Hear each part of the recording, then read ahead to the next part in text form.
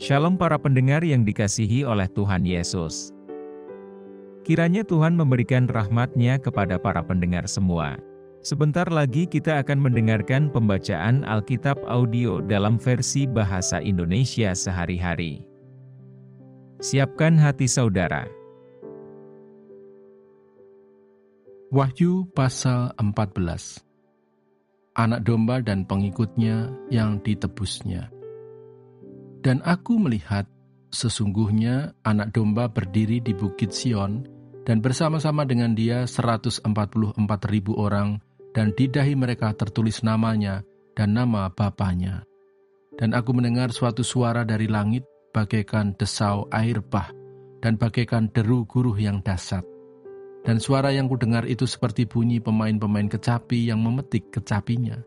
Mereka menyanyikan suatu nyanyian baru di hadapan tahta, dan di depan keempat makhluk dan tua-tua itu, dan tidak seorang pun yang dapat mempelajari nyanyian itu selain daripada 144.000 orang yang telah ditebus dari bumi itu. Mereka adalah orang-orang yang tidak mencemarkan dirinya dengan perempuan-perempuan, karena mereka murni sama seperti perawan.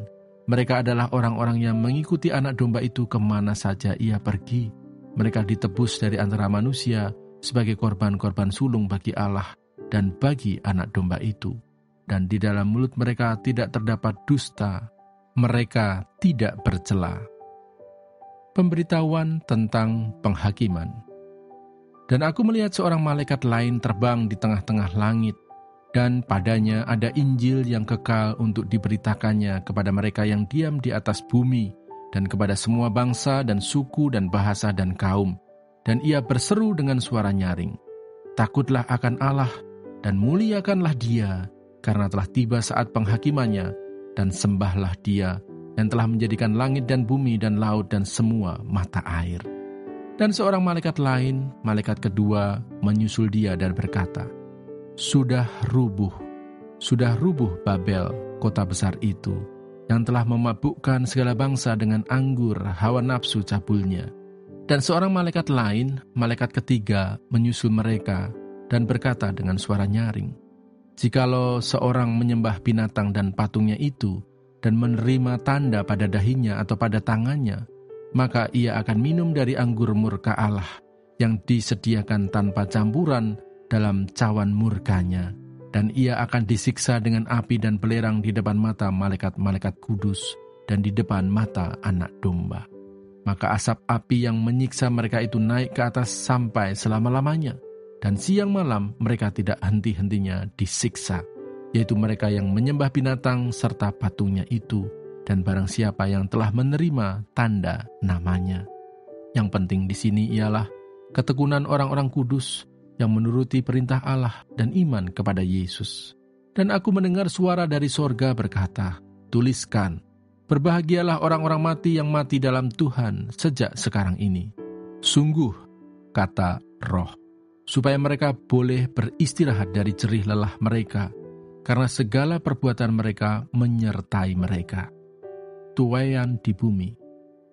Dan aku melihat, sesungguhnya ada suatu awan putih, dan di atas awan itu duduk seorang seperti anak manusia dengan sebuah mahkota emas di atas kepalanya dan sebilah sabit tajam di tangannya.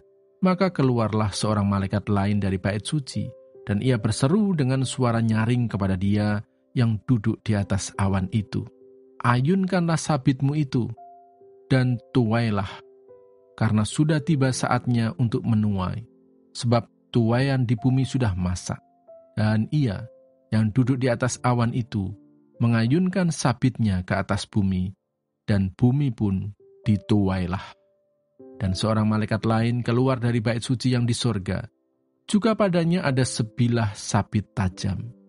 Dan seorang malaikat lain datang dari mezbah, ia berkuasa atas api, dan ia berseru dengan suara nyaring kepada malaikat yang memegang sabit tajam itu. Katanya, "Ayunkanlah sabitmu yang tajam itu, dan potonglah buah-buah pohon anggur di bumi, karena buahnya sudah masak." Lalu malaikat itu mengayunkan sabitnya ke atas bumi, dan memotong buah pohon anggur di bumi, dan melemparkannya ke dalam kilangan besar, yaitu murka Allah. dan buah-buah anggur itu dikilang di luar kota, dan dari kilangan itu mengalir darah. Tingginya sampai ke kekang kuda, dan jauhnya 200 mil.